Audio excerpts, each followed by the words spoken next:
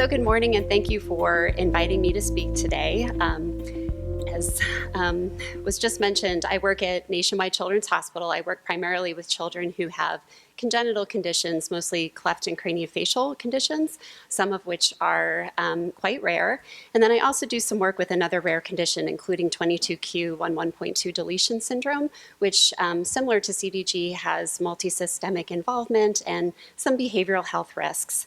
So I do a mix of both research and clinical work, and each week I'm part of an interdisciplinary team where I provide consultations to patients and families about managing mental health concerns and coping with their conditions.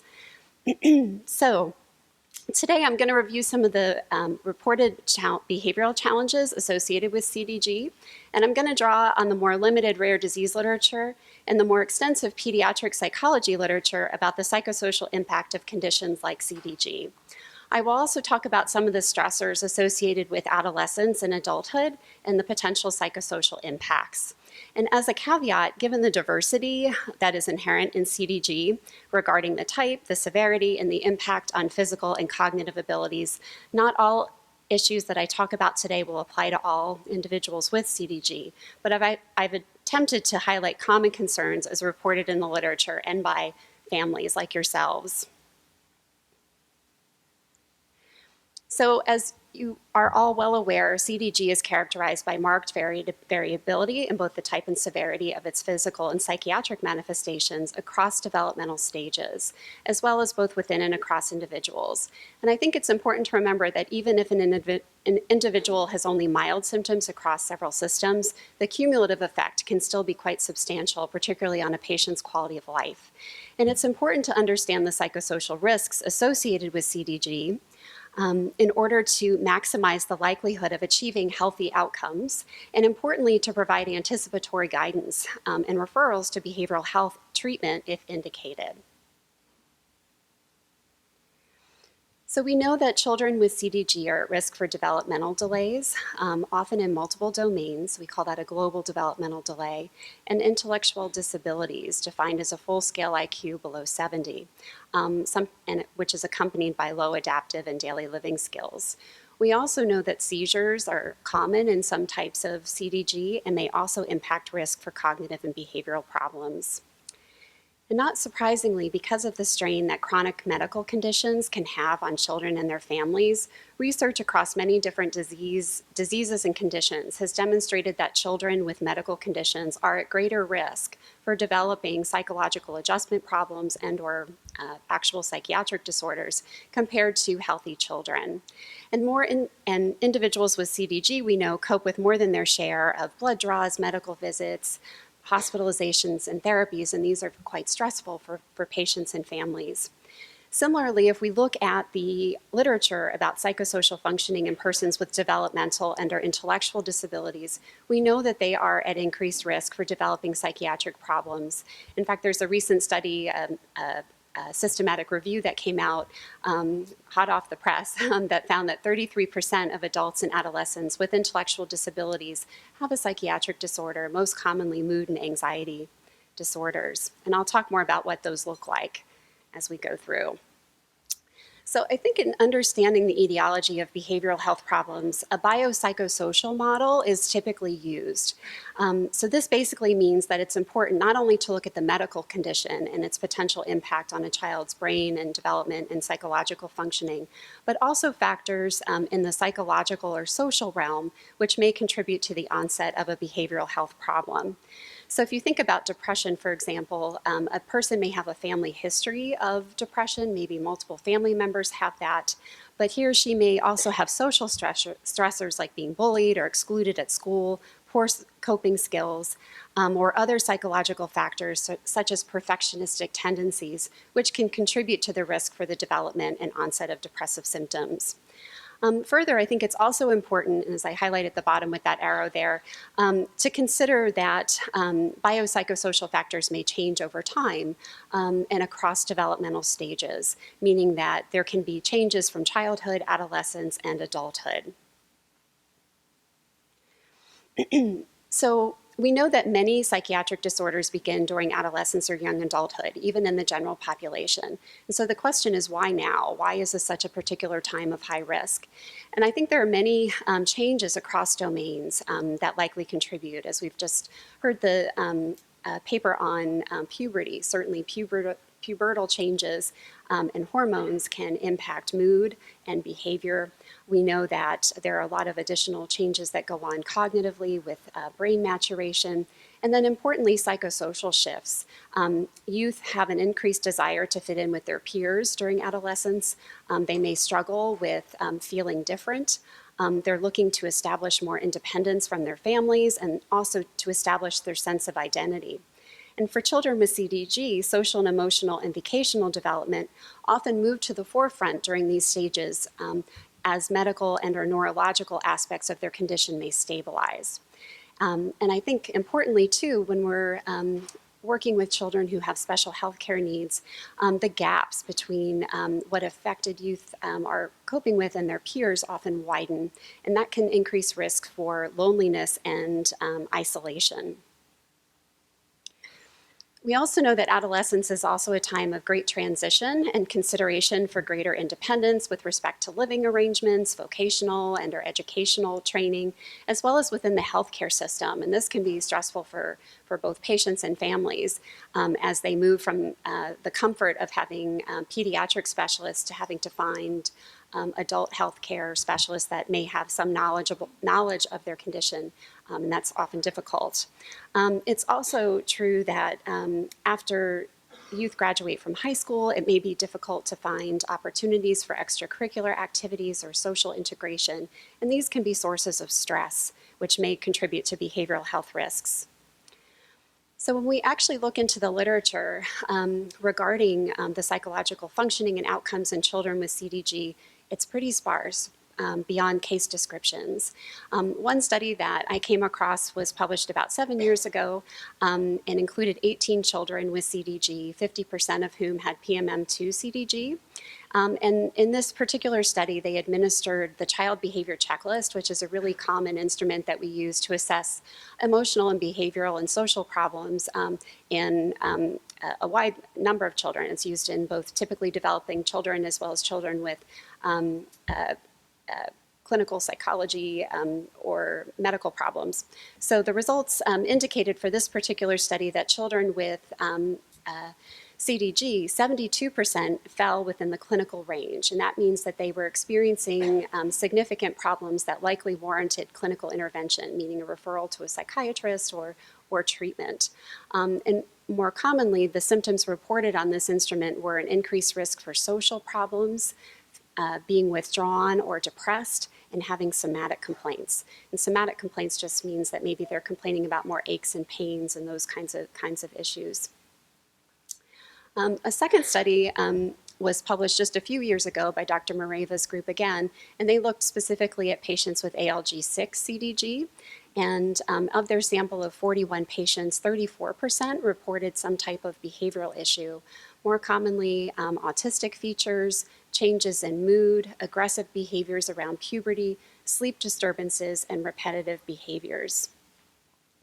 So to date, there do not appear to be any published studies that report on rates of psychiatric disorders, like, for example, like 10% of children experience generalized anxiety disorder or 50% experience major depression. So we don't know how common these psychiatric disorders are, nor have studies really looked at what we call DSM-5 criteria. That's the Diagnostic and Statistical Manual of Mental Disorders, and that contains information about different symptoms and features of particular disorders. And another important distinction that I just want to make as I go on and continue here is that it's important to differentiate symptoms from disorders. So sometimes individuals can experience a change in mood, maybe they're feeling sad or maybe they're feeling anxious at a particular point in time, but that may not mean that they meet clinical criteria for an anxiety disorder. Really what differentiates symptoms from disorder is the degree of impairment in daily functioning or the disruption that it's causing in family life, or clinical levels of distress. So another important issue to mention is that sometimes when children have a known medical condition like CDG, there can be a tendency to attribute any behavioral problems to the individual's intellectual or developmental disability or to the medical condition itself. And which means that symptoms of psychiatric disorders may go unrecognized and untreated. And again, this underscores the need to really evaluate and examine biopsychosocial factors and developmental factors that may be affecting behavior, and to assess the impact of any symptoms on distress and daily functioning. So how do you differentiate psychiatric disorders in youth that may already have some special healthcare needs and or developmental disabilities? So I think it's important to look at a couple of factors. The first is the time of onset. Is this a new behavior, or is this representing an exacerbation of your child's baseline? You know your children best. And if you're really noticing changes in mood or behavior, and especially that are persisting over time, or that seem to be unresponsive to making changes to their routine, or if you're pulling out all the stops and using what you know to help your child adjust, and that's not working, that could be an indicator that there's something bigger at play. Also, consistency across environments. So if you're seeing changes both in at home and at school, that could be indicative that there's an underlying condition that needs further evaluation. Another important distinction is that you want to look to see if there are almost what we call constitutional changes. So are there changes in appetite, increase or decrease, changes in sleep, increase or decrease, a loss of interest in activities or people, and then agitation, and we'll talk a little bit more about that as well. So in preparing for this talk, given really the limited literature that's been published, I wanted to find out from you what your lived experiences have been in terms of behavioral concerns that you've observed in adolescents and adults with CDG. And so Andrea graciously put up a post on the Facebook page and asked parents to talk about what kinds of issues they've observed. And so I'm going to talk about some of the commonly reported symptoms and then how they may relate to some of the more common psychiatric disorders. So first and foremost, sleep disturbances were reported. So this can include early waking, difficulty with sleep onset, and staying asleep. And we all know, being parents, that if your child's not sleeping, that may impact your sleep, and that can impact alertness, that can impact irritability, both in the child and you, as well as in problems with cognition, in particular short-term memory. So I think that whenever you're looking at sleep disturbances, it's important to look at whether there could be a medical or a psychiatric reason that could be resulting in that particular symptom. And so, for example, if an individual is experiencing reflux or they're having sleep apnea, that can certainly impact the quality of their sleep. Anxiety and depression can also cause sleep disturbances, particularly problems falling and staying asleep. Environmental factors, these are often the low-hanging fruit when we're kind of thinking about how do you help somebody who's experiencing problems with sleep. But changes in sleep routines or inconsistencies with bedtimes and awakening times, just the temperature of the room, screen exposure can certainly impact sleep, as well as noise. So when we think about treatment, we want to think about behavioral strategies as our first line approach. And so sometimes keeping a log of the sleep problems, how often they're occurring, looking to see if you can make any adjustments in what we call sleep hygiene, so keeping consistencies with bedtime and awakening, limiting screen time and calming activities, adding those into the routine. And then sometimes pharmacotherapy can be helpful as well, but this is something that's important to talk with your specialists about. Melatonin is a common supplement that sometimes can be utilized with effectiveness to help children with sleep onset. Other medications, prescription medications are available, but again, this is something that will need careful consideration with your child's medical providers. So agitation was another commonly reported behavioral concern in adolescents and adults. And agitation can include disruptive or uncooperative or belligerent behaviors.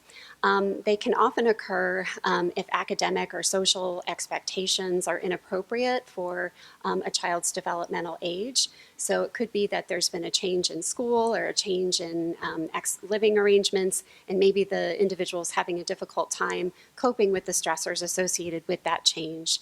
You can also see agitation in the context of other conditions like ADHD, so in particular hyperactivity or impulsivity, or other disorders like mood and anxiety disorders. So similarly, aggressive behaviors like hitting or biting others or oneself were also reported. And these are often responses to situational stressors as opposed to being planned or intentional. They can be, and I think that's where it's important to really do a careful evaluation. But I think it's important, in particular with aggression, that you think about underlying reasons for why a child might be acting out. So pain or inability to understand an event, issues like anxiety, depression, or ADHD could be responsible for aggression. And also thinking about medical conditions that may be causing some pain or irritability, like ear infections or urinary tract infection, that particularly kids that may struggle with verbal communication may have a difficult time describing. So in terms of approaching aggression, it's important to think about behavioral approaches as our first line, and thinking about a functional analysis, really trying to understand when did this problem start, what's happening, and are there other behaviors that you could teach the child to express their feelings or their frustration that maybe are more adaptive? Providing anticipatory warning about upcoming changes, giving kids a chance to understand what's going to happen in advance, may also help decrease the risk for aggression. Another area that was mentioned by families and also in the literature are concerns about mood. And so we differentiate kind of usual sadness from depression or depressive episodes, really based on the duration and intensity of the symptoms. And so depression is typically characterized by sad, tearful, irritable, or angry mood. It also is usually accompanied by a loss of interest or apathy. Sleep, appetite disturbances, again, increases or decreases, poor concentration, and in some instances, statements about wanting to hurt themselves or suicidality. Some families also report more significant mood changes in the other direction. And so I'm going to talk a bit about manic episodes, which can mean sort of seeing exacerbations on the opposite end of the mood spectrum, where individuals may be excessively happy or jumpy or wired. They have high energy, they may have agitation, impulsivity, decreased need for sleep, and rapid speech. We consider mania is often an indicator of bipolar disorder, particularly when it alternates with periods of depression. Finally, I'm going to touch on anxiety, because I know that this is a very common concern, and kids often experience anxiety as they navigate different developmental transitions. And I think most of the time when we talk about anxiety, we're all familiar with, okay, it's fear, it's worry. But I also think it's important to remember that anxiety can also have a different presentation. Anxiety often is you can think about it as a disorder of your fight or flight system. And so the flight system involves the fear, the worry, and the avoidance that you may see, or refusal when kids are anxious. But the fight component sometimes is overlooked. In some kids, when they get very anxious, they may engage in more oppositional behaviors. They may become aggressive, or they may just be very irritable. So it's important to consider whether those behaviors are maybe being driven by an anxiety disorder instead of just being aggression or agitation.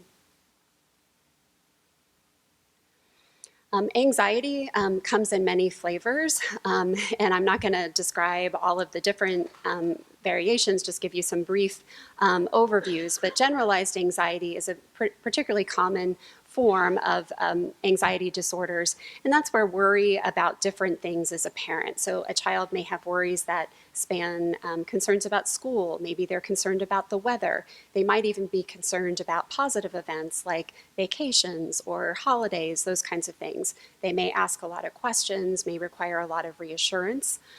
So that's a common presentation of generalized anxiety. Some kids will have more what we call specific phobias, and this could be excessive fear triggered by a specific object or a situation. So you can think about somebody that has a panic attack on a plane because they're concerned about flying, or individuals that are concerned about insects like spiders.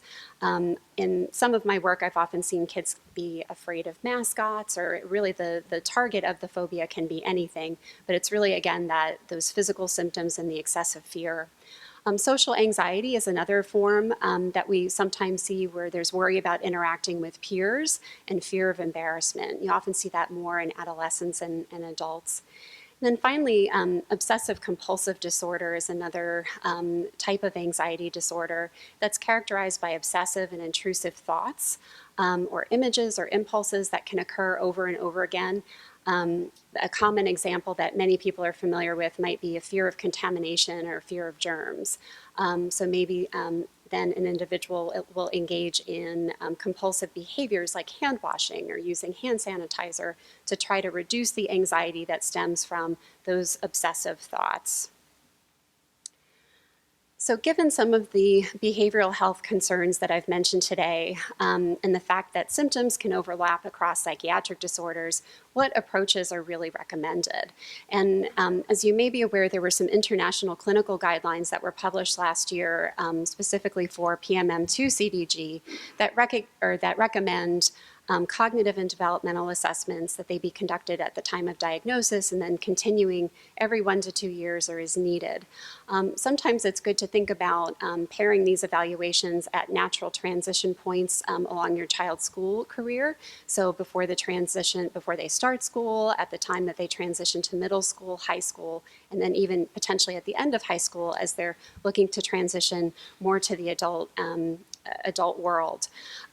Included in developmental assessments are often assessments of emotional, behavioral, and social functioning.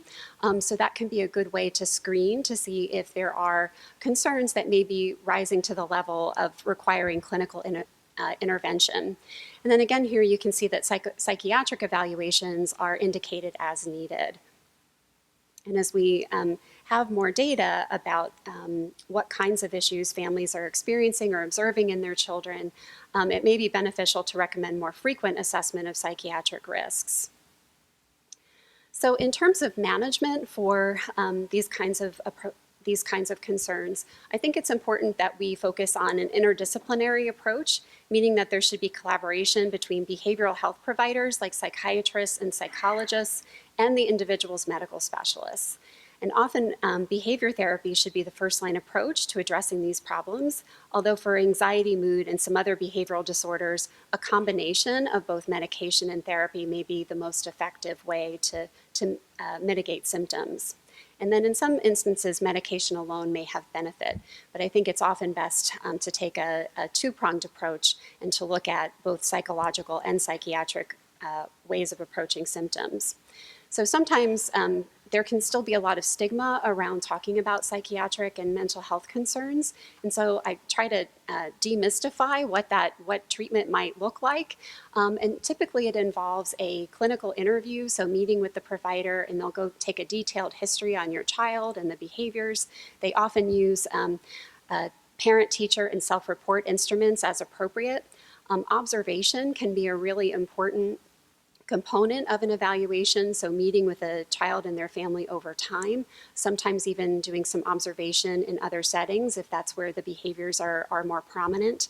And then thinking about antecedents, behaviors, and consequences. So we call these the ABCs. So really understanding what's happening before a behavior occurs, what's happening during that time, and what are the consequences? Is this behavior inadvertently being reinforced, or is the child getting attention for this behavior? And are there ways of changing that so that the behavior decreases? So in terms of finding help, this is often a difficult time for a difficult issue. Unfortunately, mental health services are limited in the United States, in particular for children. And then when you take, and even adolescents and adults, and then when you add in the special health care and developmental needs of the CDG population, that may add another level of stress to finding someone who can work effectively with your child. Again, behavioral therapy and cognitive behavioral therapy are the approaches that have empiric support in our field. So it's important that when you're talking with potential providers that you ask them, what approach do you use? Talk therapy, supportive therapy is probably not going to be effective in addressing some of these concerns. You want someone who has strong and a lot of training in behavioral approaches. It's also important to ask if the provider is licensed. Unfortunately, in psychology and psychiatry, there's a bit of alphabet soup. Both psychiatry and psychology, it sounds the same. The names sound the same, and patients and families often get it confused. So just for clarity, psychiatrists are medical doctors who prescribe medications. Some of them do therapy. Developmental pediatricians also are good resources for developmental monitoring, assessment, and potentially even medications. And then it's also, as I often remind people as a psychologist, I don't prescribe medication, neither do counselors, therapists, or social workers, but we can be helpful in terms of monitoring symptoms and side effects. So in summaries we've talked about today, CDG is certainly an at-risk population for behavioral health concerns owing to some of the medical and developmental and intellectual aspects of the condition. And we know from your experiences and from what's been published in the literature that there are concerns for sleep disturbances, mood, anxiety, agitation, and aggression. Again, I'd like to encourage everyone to take a biopsychosocial approach when you're thinking about the origins or why now, why is this child experiencing these concerns, and not just to blame it all on the CDG. There could be psychological or social or developmental factors that are contributing. I think it's important to remember that transitions can be a source of potential stress. And so given the ones that occur during adolescence and adulthood, it's good to be mindful of how the child is adapting and whether they may need some additional support. And then it's important to take an interdisciplinary approach involving psychology, psychiatry, and the child's medical specialists. So I'm including some resources here for how to find psychologists and psychiatrists in your area. It's also good to think about reaching out to pediatricians and primary care physicians. They often maintain lists and can help provide local resources. And then just to provide some assistance with transition, there's a great website called gottransition.org, which provides a lot of resources for families, particularly for families of children with special health care needs as they approach some of those transitions between adolescence and adulthood. And then the arc.org is another good resource for transition-related resources. So thank you very much for your time, and I'm happy to take some questions. I hope I didn't go too long. Okay.